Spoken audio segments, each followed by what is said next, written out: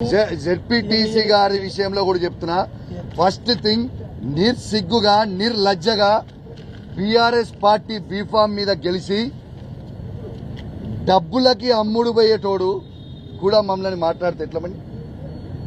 ఇలా కేసీఆర్ గారు బీఫామ్ ఇచ్చి గెలిపించారు. ఎవరైనా కావచ్చు, జెడ్పీటీసీ కావచ్చు, ఎంపీటీసీ కావచ్చు, ఎమ్మెల్యేలు కావచ్చు, ఎంపీలు కావచ్చు, ఎవరైనా కావచ్చు.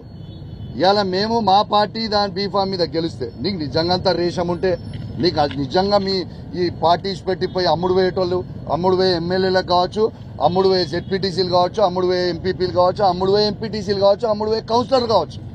నేను చెప్తున్నా, మీకు నిజంగా రేషం ఉంటే కేసీఆర్ ఇచ్చిన బీఫామ్ మీద గెలిచిన వాళ్ళు రాజీనామా చేసి పోరాదు. మిమ్మల్ని ఎవరున్నామంటున్నాడా?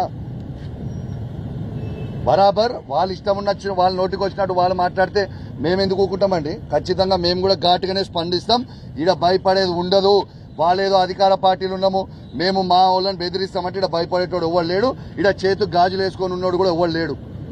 101% వాళ్ళు చేసేది అన్యాయం, వాళ్ళు చేసేది తప్పు. అసలు అక్కడ ఉన్న జెడ్పీటీసీ ఒక రౌడీ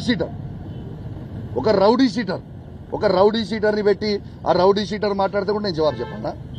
ఖచ్చితంగా ఒక రౌడీ షీటర్కి నేను జవాబు చెప్పాల్సిన అవసరం లేదు.